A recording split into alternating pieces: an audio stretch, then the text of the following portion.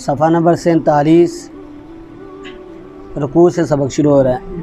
اعوذ باللہ من الشیطان الرجیم، بسم اللہ الرحمن الرحیم۔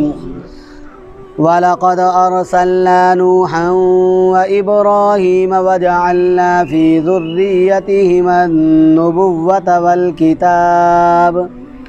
وَالْكِتَابَ فَمِنْهُمْ مُهْتَدٍ وَكَثِيرٌ مِّنْهُمْ فَاسِقُونَ ثُمَّ قَفَّيْنَا عَلَى آثَارِهِم بِرُسُلِنَا وقفينا بعيسى ابن مريم وآتيناه الإنجيل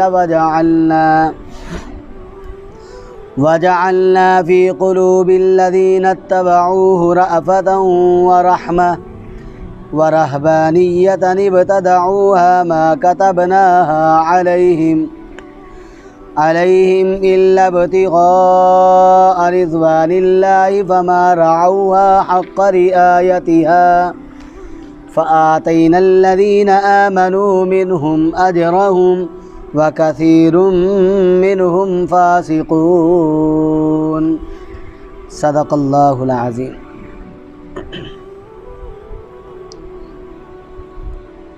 کل جو سبق ہم نے پڑھا تھا اس سبق میں اللہ تبارک و تعالی نے ایک تو یہ ارشاد فرمایا کہ تم اس چیز پر غم نہ کھاؤ جو تم سے فوت ہو گئی۔ تمہارا عقیدہ اور ایمان یہ ہونا چاہیے کہ یہ ہمارے مقدر میں لکھا ہوا تھا، اللہ تبارک و تعالی کی طرف سے ایسا ہو گیا۔ دوسرا، اللہ تبارک و تعالی نے یہ ارشاد فرمایا کہ تم گھمنڈ نہ کرو، تکبر نہ کرو، بے شک اللہ تبارک و تعالی تکبر کرنے والوں کو پسند نہیں کرتا۔ اور اللہ تبارک و تعالی نے یہ ارشاد فرمایا کہ جو لوگ بخل سے کام لیتے ہیں اور جو لوگوں کو بخل کا حکم دیتے ہیں اللہ تبارک و تعالی ان کو معاف نہیں فرمائے گا۔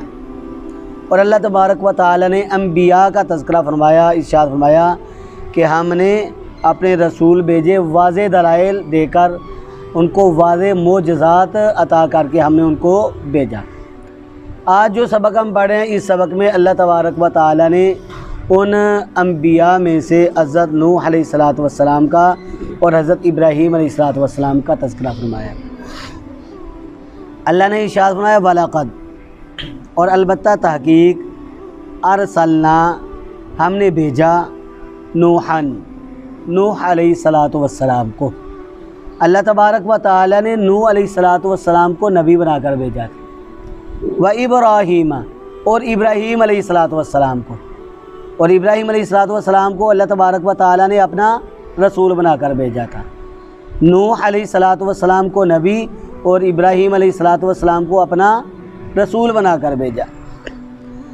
اللہ نے ارشاد فرمایا وَجَعَلْنَا، اور ہم نے رکھ دی، فی ذُرِّيَّتِهِمَا، ان دونوں کی اولاد میں، النبوت،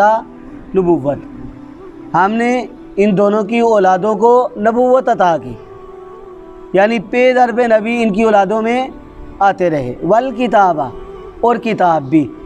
اللہ تبارک و تعالی فرماتے ہیں اور ہم نے ان دونوں کی اولادوں میں نبوت بھی رکھی اور ان کے اولادوں کو کتابیں بھی عطا کی۔ مثال کے طور پر حضرت موسیٰ علیہ السلام آئے، اللہ تبارک و تعالی نے ان کو تورات عطا کی، اور حضرت داؤد علیہ السلام آئے، اللہ تبارک و تعالی نے ان کو زبور دے کر بھیجا تھا، اور حضرت عیسیٰ علیہ السلام آئے، اللہ تبارک و تعالی نے ان کو انجیل عطا کی۔ اور یہ تمام کے تمام نبی کس کی اولاد میں سے؟ حضرت ابراہیم علیہ السلام کی اولاد میں سے۔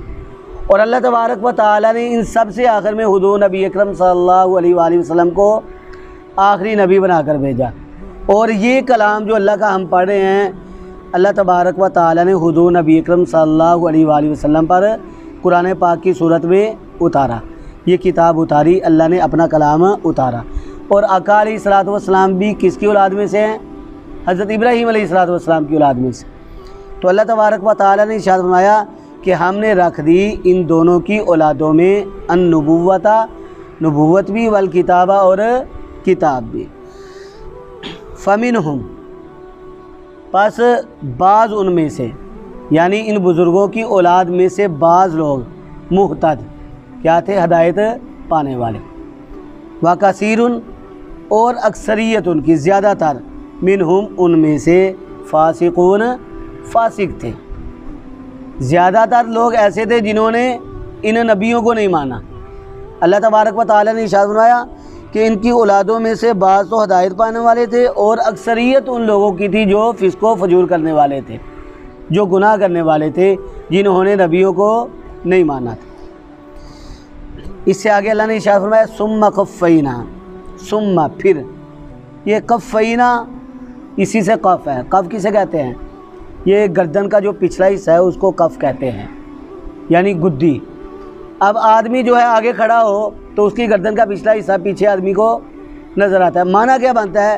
ثم قفینا، پھر ہم نے پیچھے بھیجے، علی آثارہم، ان کے نقش قدم پر، برسولینا، اپنے کئی رسول، ہم نے کئی رسولوں کو ان کے بعد بھیجا، ان کے پیچھے بھیجے، یعنی پے در پہ رسول آتے رہے۔ وقفینا، اور ہم نے پیچھے بھیجے، بعیسی ابن مریم، مریم کے بیٹے عیسیٰ علیہ السلام کو، اور ہم نے پیچھے بھیجا ان کے کن کو؟ مریم کے بیٹے عیسیٰ علیہ السلام کو۔ اب دیکھیں عیسیٰ لفظ اصل میں عیسو تھا، یہ عبرانی زبان کا لفظ ہے، عربی زبان میں اس کو کیا کہتے ہیں؟ عیسیٰ۔ عیسیٰ کے معنی کیا ہیں؟ مبارک، سردار۔ تو اللہ تبارک و تعالی نے عیسیٰ علیہ السلام کا تذکرہ فرمایا اور ساتھ ہی ساتھ ان کی والدہ حضرت مریم علیہ السلام کا تذکرہ فرمایا۔ مریم کسے کہتے ہیں؟ پاک دامنہ عورت کو، عابدہ عورت کو، جو عبادت کرنے والی ہے۔ اب مریم علیہ السلام کو عورتوں میں اس اس بات کا فخر ان کو حاصل ہے کہ اللہ تبارک و تعالی نے قرآن پاک میں کسی عورت کا نام لے کر اس کا تذکرہ نہیں فرمایا سوائے حضرت مریم علیہ السلام کی۔ اللہ تبارک و تعالی نے حضرت آدم علیہ السلام کے جوڑے کا تذکرہ فرمایا تو زوجہا ارشاد فرمایا، حضرت نوح علیہ السلام کی بیوی کا تذکرہ فرمایا تو کیا فرمایا؟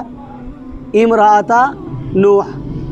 لوط علیہ السلام کی بیوی کا تذکرہ فرمایا تو وامرأۃ لوط، اور فرعون کی بیوی کا تذکرہ فرمایا تو امرأۃ فرعون۔ عزیز مصر کی بیوی کا تذکرہ فرمایا تھا وامرأۃ العزیز۔ اور اسی طرح اللہ تبارک و تعالی نے اپنے محبوب حضور نبی اکرم صلی اللہ علیہ وآلہ وسلم کی ازواج مطہرات اور ان کی بیٹیوں کا تذکرہ فرمایا تو اللہ نے کیا ارشاد فرمایا؟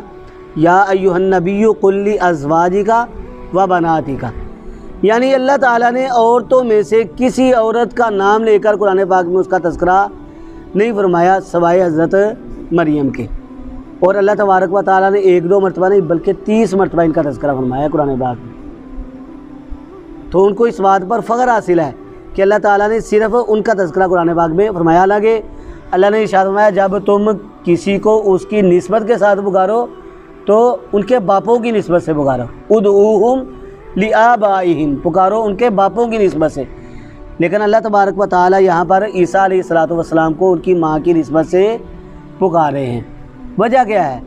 وجہ یہ ہے کہ عیسیٰ علیہ السلام کی والدہ تھی، والد نہیں تھے۔ اللہ تبارک و تعالیٰ نے ان کو اپنی قدرت سے بغیر باپ کے پیدا فرمایا، اور عیسیٰ علیہ السلام بڑے ہی نرم مزاج تھے، بڑے نرم مزاج تھے، اور ان کی تعلیمات بھی یہی تھی۔ انجیل متی اور لوقا میں آتا ہے کہ حضرت عیسیٰ علیہ السلام اتنے نرم مزاج تھے، ان کی تعلیمات یہ تھی کہ اگر وہ کہا کرتے تھے کہ اگر کوئی کسی کا کوٹ اتار لے، کسی کا کوٹ جو اوپر پہنتے ہیں، کوٹ کپڑوں کے اوپر، کرتے کے اوپر کوٹ اتار لے، تو ان کی تعلیمات کیا ہیں کہ جو کوئی کوٹ اتار کر لے جائے تو اس کو کرتا بھی اتار دو اور کہو بھائی یہ بھی لے جاؤ، اور اگر کوئی کسی کے گال پر تھپڑ مار دے تو دوسرا گال بھی آگے کر دے، بھائی ادھر بھی مار دو۔ یعنی عیسیٰ علیہ السلام کی تعلیمات خود بھی نرم مزاج تھے اور تعلیمات بھی ایسی ہی تھی۔ لیکن آج کل کے جو عیسائی ہیں وہ بڑے سخت ہیں، مسلمانوں کے حق میں بڑے سخت ہیں۔ یہاں چونکہ اقلیت میں ہیں، ہمارے ملک پاکستان میں اقلیت میں ہیں، اس لیے وہ ہم پر سختی نہیں کر سکتے، لیکن فرانس میں، برطانیہ میں، امریکہ میں جو عیسائی لوگ ہیں وہ مسلمانوں پر باڑی ہیں اور مسلمانوں پر بڑا ظلم کرتے ہیں۔ تو اللہ تبارک و تعالیٰ نے ارشاد فرمایا وقفینا، اور ہم نے پیچھے بھیجا بعیسیٰ ابن مریم کے بیٹے عیسیٰ علیہ السلام کو، وآتیناہ، اور ہم نے دی ان کو الانجیل، انجیل، اور ہم نے اس کو انجیل عطا کی۔ اللہ تبارک و تعالیٰ نے حضرت عیسیٰ علیہ السلام کو کون سی کتاب عطا کی؟ انجیل۔ سنا وجعلنا، اور ہم نے رکھ دی فی قلوبی، ان کے دلوں میں، الذین، ان لوگوں کے، اتبعوہ، جنہوں نے اس کی پیروی کی، رأفتن، نرمی، ورحمہ، اور رحمت، مہربانی، اور ہم نے رکھ دی ان لوگوں کے دلوں میں جنہوں نے اس کی پیروی کی، کیا رکھ دیا؟ نرمی اور رحمت رکھ دی، مہربانی رکھ دی۔ ورہبانیت، اور رہبانیت کو، ابتدعوہا، انہوں نے اس کو گڑھ لیا، ما کتبناہا، نہیں ہم نے لکھا اس کو، علیہم، ان پر۔ کیا مطلب؟ رہبانیت کسے کہتے ہیں؟ رہبانیت کہتے ہیں ترک دنیا کو، یعنی دنیا کو چھوڑ دینا، ترک لذات، لذتوں کو چھوڑ دینا، ترک نکاح، نکاح کو چھوڑ دینا۔ حضرت عیسیٰ علیہ السلام کی قوم کے کچھ لوگ ایسے تھے جنہوں نے اپنی بیوی بچوں کو چھوڑا، دنیا کی لذتوں کو چھوڑا اور جنگلوں میں جا کر آباد ہو گئے، سب کچھ چھوڑ کر جنگلوں میں چلے گئے اور وہاں پر جا کر اللہ تعالیٰ کی عبادت میں مصروف ہو گئے۔ اب کچھ لوگ ایسے بھی تھے جنہوں نے بیوی بچوں کو چھوڑا اور وہاں پر گئے اور اپنے اوپر بعض حلال چیزوں کو حرام قرار دیا کہ مچھلی کھانے میں لذت آتی ہے، ہم نہیں کھائیں گے، گوشت کھانے میں لذت ہے، ہم اس کو نہیں کھائیں گے۔ بعض ایسے تھے جنہوں نے بس بھیڑوں کے دودھ کو اپنے لیے لازم ٹھہرا لیا کہ اس کے علاوہ ہم کچھ بھی نہیں کھائیں گے۔ اللہ تبارک و تعالیٰ فرماتے ہیں کہ ان لوگوں نے رہبانیت کو اختیار کر لیا، حالانکہ ہم نے ان کو رہبانیت کا حکم نہیں دیا تھا۔ اللہ تعالیٰ نے رسولوں کو کس بات کا حکم دیا؟ یا ایھا الرسل، اے رسولو، کلوا من طیبات، کہ تم پاکیزہ چیزوں میں سے کھاؤ، وعملوا صالحا، اور تم اچھے کام، نیک کام کرو، خذوا زینتکم۔ ان میں سے رہبانیت جنہوں نے اختیار کی تھی، ان میں سے بعض ایسے تھے جنہوں نے اچھے کپڑے جو ہیں، پاک کپڑے بھی بدلنا چھوڑ دیے تھے، بس ایک لباس پہنا اور اسی لباس کو پہن کر عبادت میں مصروف ہو گئے۔ حالانکہ اللہ تعالیٰ نے کیا ارشاد فرمایا؟ خذوا زینتکم، کہ تم خذوا زینتکم عند کل مسجد، ہر نماز کے وقت تم اپنے کپڑوں کو پاک اور صاف رکھو۔ لیکن ان لوگوں نے ان تمام کاموں کو چھوڑ دیا۔ اللہ نے ارشاد فرمایا وَرَهْبَانِيَّةً ابْتَدَعُوهَا، اور رہبانیت کو ابتدعوها، انہوں نے اس کو گڑھ لیا تھا، خود بنا لیا تھا، اپنے اوپر لازم ٹھہرا لیا تھا۔ اللہ فرماتے ہیں ما کتبناها، نہیں ہم نے لکھا تھا اس رہبانیت کو، علیہم، ان پر، ہم نے ان پر رہبانیت کو فرض قرار نہیں دیا تھا۔ اب انہوں نے کیوں اس کو اختیار کیا تھا؟ اللہ فرماتے ہیں الا، مگر، ابتغاء، تلاش کرتے ہوئے، رضوان اللہ، اللہ تعالیٰ کی رضا کو۔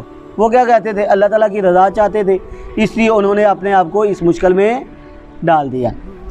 اللہ تعالیٰ فرماتے ہیں کہ اگر انہوں نے اس چیز کو اختیار کر لیا تھا تو ان کو چاہیے تھا کہ وہ شریعت کو بھی مد نظر رکھتے، لیکن انہوں نے کیا کیا؟ فما رعوہا، پس نہیں انہوں نے رعایت کی اس کی، یعنی اس رہبانیت کی رعایت انہوں نے نہیں کی، حق کا، جیسے حق تھا، رعایتہا، اس کی رعایت کرنے کا۔ یعنی ادھر گئے تو اس لیے ہیں کہ ہم اللہ کی عبادت کریں گے، اللہ کی عبادت میں مصروف ہو جائیں گے، لیکن جو کوئی حرام کا مال آتا اس کو کھا لیتے، عورتیں آتی تو ان کے ساتھ غلط کام کر لیتے۔